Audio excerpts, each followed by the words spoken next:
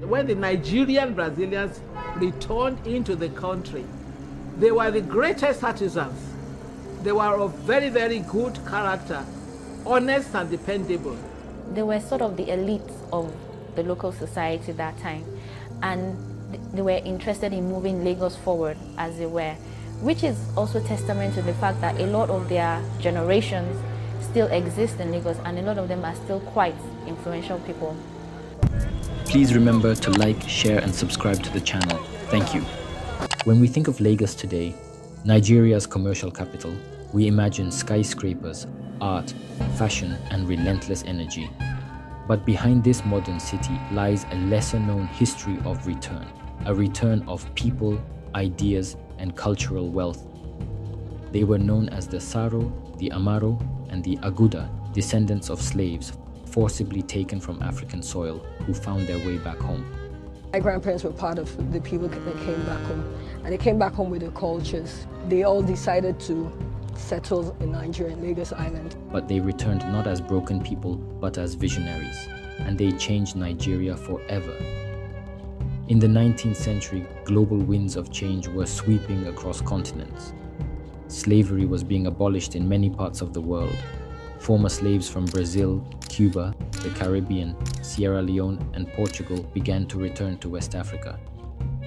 In Nigeria, they settled mostly in Lagos, a small coastal city with a growing British colonial presence.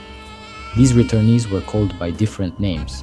Saro, from Sierra Leone, many were Yoruba recaptured from slave ship and resettled by the British.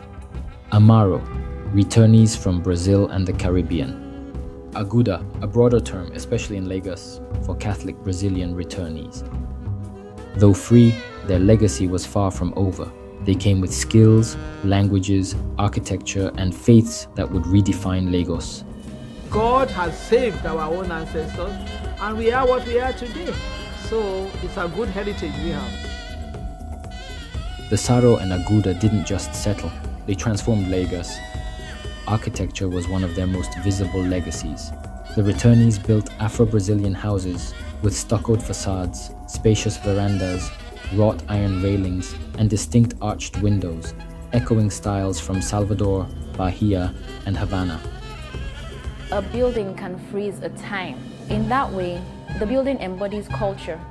It tells the stories of the people that lived in it. It tells the story of the people that built it. Buildings like the Shita Mosque, built by Mohammed Shita, a wealthy Saro Muslim philanthropist and merchant. Holy Cross Cathedral, centerpiece of Catholic Lagos, built largely through Aguda patronage. These homes and places of worship gave Lagos its distinctive aesthetic, a fusion of African, European, and South American sensibilities.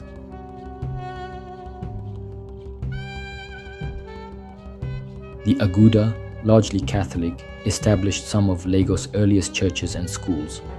We're Catholics, so that's part of it. Brazilians are Catholics. So it's celebrating, apart from the culture, there's the religious aspect. The Saro, on the other hand, were mostly Anglican and Protestant. They laid the foundation for missionary education, print journalism, and governance. They also brought languages, Portuguese, Spanish, and a unique Creole that mixed with Yoruba to influence local dialects. Many returnees valued education and passed this ethos to their children, who became some of Nigeria's earliest lawyers, doctors, and politicians. Notable names included Herbert Macaulay, grandson of Bishop Samuel Ajayi Crowther, a Saro returnee. Macaulay would become the father of Nigerian nationalism. Samuel Ajayi Crowther, first African Anglican bishop, Saro, captured as a slave, later returned to Africa. Candido da Rocha, one of Lagos' richest men, a Brazilian returnee, owner of the famed waterhouse on Lagos Island. Waterhouse, known as Casa d'Agua, was built by my mother's grandfather, Dahosha. Dr. John Randall, Saro physician and nationalist, key figure in early Lagos society. James Johnson, clergyman and activist who opposed colonial injustice, a prominent Saro voice for African dignity. Business and politics. Returnees didn't stop at culture, they entered the arenas of commerce and politics. They were among the first educated Africans to challenge British colonial authority. Through newspapers like the Lagos Weekly Record, they critiqued policies, advocated for African rights, and laid the foundation for Nigerian self-governance. Key contributions included setting up independent schools and charitable organizations, advocating for African representation in colonial government, building trade networks connecting West Africa to Europe and South America. Without the Saro, Amaro, and Aguda, there would likely have been no Lagos as we know it today. They brought infrastructure, both literal and ideological, legacy and modern day. Their legacy lives on, in the architecture, in family names, in the old quarters of Lagos Island, Ebute Metta and Ikoyi. Anybody who knows Lagos at different stages of that, what I would call reconstruction program, cannot but be impressed by the stage Lagos is in now. Today, many of their descendants continue to influence Nigerian society, politics, and business.